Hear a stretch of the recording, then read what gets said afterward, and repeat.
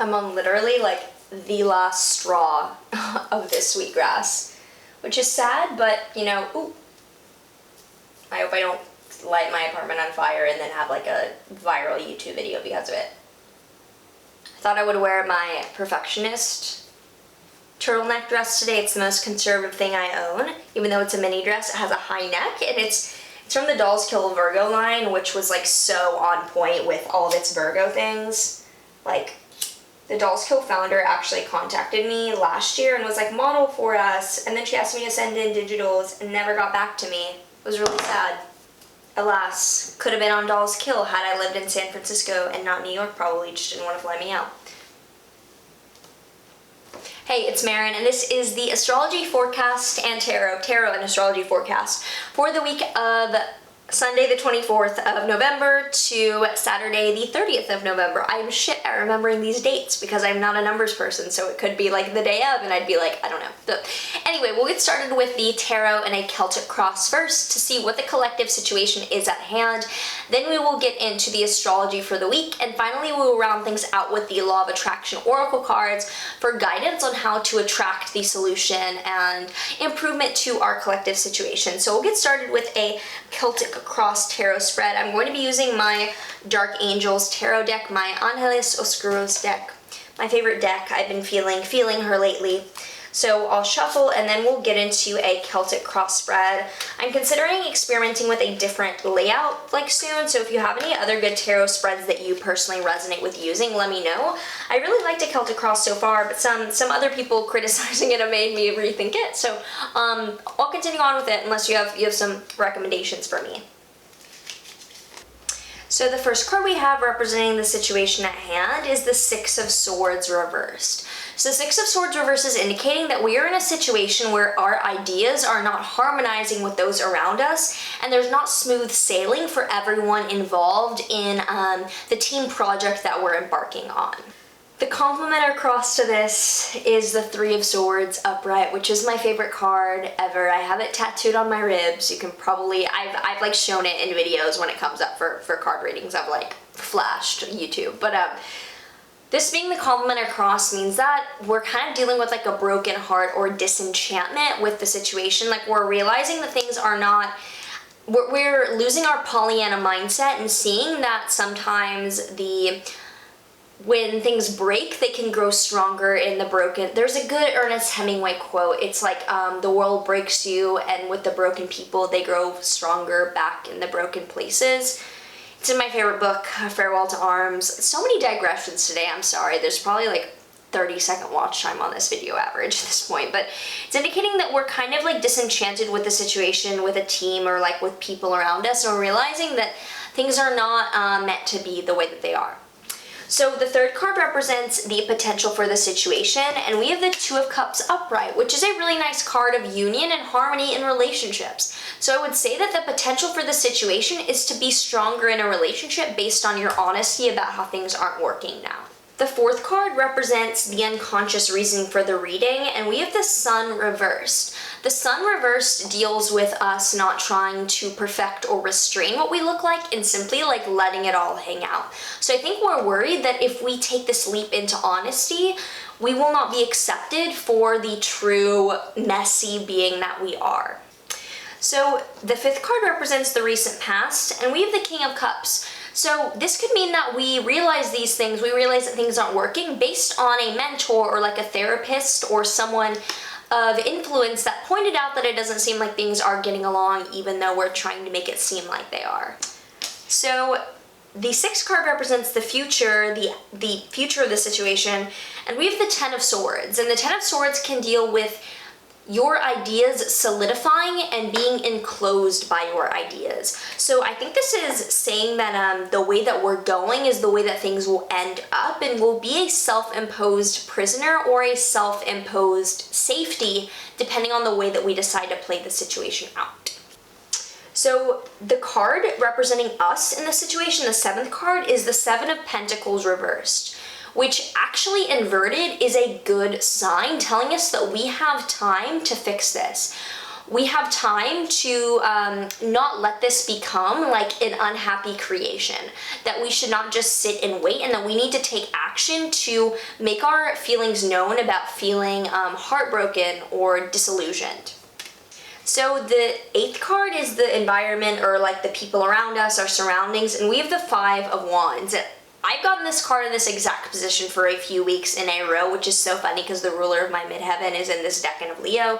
The first decan of Leo is corresponds to the 5 of Wands. And anyway, this card upright deals with like constrained performativity.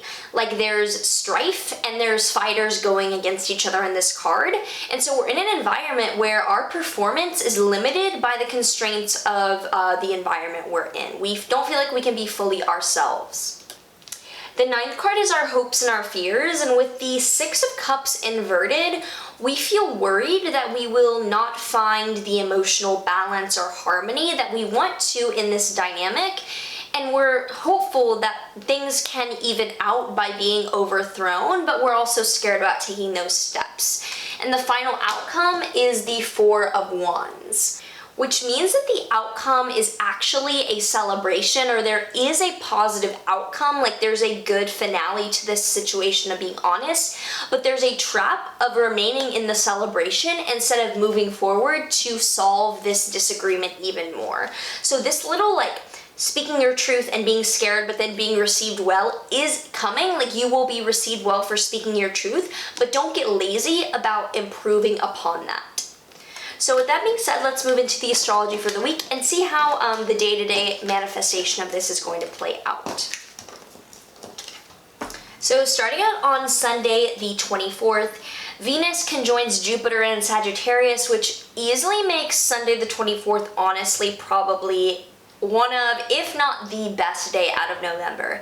Venus is joining Sagittarius in Jupiter's own sign, so the ruler of this conjunction is watching over benevolently, uplifting us into the holiday spirit. So Sunday the 24th is like the holiday season's gonna sit in. It's a great day to do just about anything with anyone you love. This is coupled with a Mars-Uranus opposition, so be on the lookout for, or vigilant self-lookout for, reckless, aggrandizing behavior. There might be so many good feelings that you're like, I want to make this impulsive decision, and likely that'll be an oh shit decision. So enjoy, but don't overdo it. And I'm not someone that ever, I don't ever like speak for balance, but I do speak for like, there's sometimes where things are just like, this is not the right time. Ensure that any social atmosphere doesn't tend towards the lowest common denominator and instead emphasizes mutual appreciation. I'm just gonna leave that there for anyone that decides to like drink themselves into non-existence on Sunday the 24th. On Monday the 25th, the moon sextiles Pluto to awaken us with an intriguing experience. So sextiles being aspects of opportunity, there'll probably be a fulfillingly profound opportunity on Monday morning.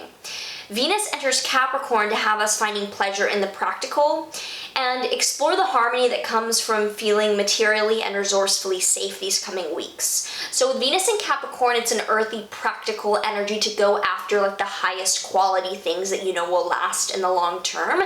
Can also be some gold digger energy, but that can be cute if you make it cute. Consider investing in high quality instead of wasting frivolously. Like if you weren't already ditching fast fashion, do it now and just get something like secondhand designer. On Tuesday the 26th, there's actually a new moon in Sagittarius, which is exciting because the sun and moon are hosted by Jupiter in his home sign. So we are being held in the utmost care for this new beginning. Like this is a badass new beginning, and I'll leave the video down below for my new moon video in this, which is so exciting, so you can get all into this, but just an overview for Tuesday. Some of the out of sign aspects indicate strange yet solid blendings of fiery optimism and comfortable practicality, so that we feel safe enough to get out of our comfort zone. This is a great lunation to step into power, knowing that there is support around you with those you love to uplift you outside of outgrown limiting beliefs. On Wednesday the 27th, the moon squares Neptune, which wakes us up feeling like things are too good to be true and we don't know whether to self-delude or just to sleep and forget about it. And they probably are too good to be true, but they can be tangibly improved if we're honest from ourselves from the get-go and make ourselves feel magical instead of pretending that we feel magical when we don't. Keep building upon the grounded optimism of yesterday's full moon to begin tangible breakthrough. On Thursday the 28th, the Mercury trines Neptune to harmonize conversations as Venus trines Uranus to excite our relationship dynamics. So Thursday's actually a really awesome day to look for opportunity to connect on a poetic abstract level while bonding in a new upgraded style of relationship. We'll likely find comfort in communication and excitement and aesthetic change. And the moon's ingress into Capricorn to conjoin Venus and trine Uranus further activates this earthy yet romantic energy on Thursday at the 28th, which would be a great day to like take someone out for a first date if I were to recommend a day in the month for that. On Friday the 29th, the Mercury sextiles Saturn to bring forth opportunity for turning our ideas into things that we can shape and mold for the long term, allowing us to really speak something into existence and put the teamwork or team or internal team behind that. The moon will sextile Neptune and Mercury, which further brings us to identify how we can actualize your romantic ideas in the here and the now. What are the baby steps so that you can reach the top of the mountain? The moon conjoins Pluto Friday night, which leads us into deep revelation or like horror movie fears, depending on how honest or comfortable we are with seeing our shadow. Finally, on Saturday, November 30th, the moon's ingress into Aquarius and sextile to Chiron have us serious, but not like too seriously serious, about inner healing. Like there's opportunities for us to heal some wounds in a way that is more rational to our open-mindedness. The moon will square Uranus, which might make us a bit anxious to make inner changes, but at least we're open to hearing about the solution. Trusting the downstream flow of harmony over any pressure to shock will help us dress any wounds appropriately. So I can definitely see how this week is asking us to be honest about not having it all together, so that when we see that the other people don't have it all together, we all feel like we have it together as a team. So with that being said, let's look at the Law of Attraction cards that I have here. We'll do a 3-step card spread and see what guidance is coming through to attract what it is that we want. So I can tell, this always comes through and hits home so much. So the first card is us asking due to contrast, and what we're wanting to ask about, the card says, I understand the rules of the game of life. Now that I understand the rules of this game of eternal life, now that I understand the powerful law of attraction and deliberate creation, I can prefave segment by segment my life experience into becoming the allower I was born to be, for I was destined to lead a life of fulfillment and never-ending joy. So we feel as if we're not understanding the rules of how to succeed in this life thing, and we're being told that allowing and intending and stepping into what we want to feel is that way. So the universe's answer to that is I divide each day into segments of intentions. I love this card. I do this. This is one of the Abrahamic teachings I love. The point from which you are consciously perceiving, that point is a segment. Your day may be divided into many segments. It is not necessary to have a rigid schedule of segments, but it is important that you clearly identify, filmed a lot today, when you are moving from one segment of intentions into another segment of intentions. So this is saying that to get a grapple on getting a hold on things, we have to get out ahead of what each segment of our life will intend, so we have a vibration pre-paved before the world reacts to us, that we are already solid in what we want to vibrate as. The way to allow this, as the third card, is I cannot create in the experience of another. You cannot create in the experience of another because you cannot think their thoughts. What you can do for them is set the example of joy. Being a being who thinks only of that which you are wanting, who speaks only of that which you are wanting, and who does only that which you are wanting, and therefore brings forth only joyful emotion. So the way to get closer to this person and to work out the situation is to realize that you can't create their reality for them, but you can create the reality that you want from the inside out. So with that being said, I hope this reading was helpful. If it resonated, leave a comment below with how it did for you. I would love to hear that. Like, subscribe to all the things. I do offer private astrology consultations. I would love to read for you. And I will see you in the next week.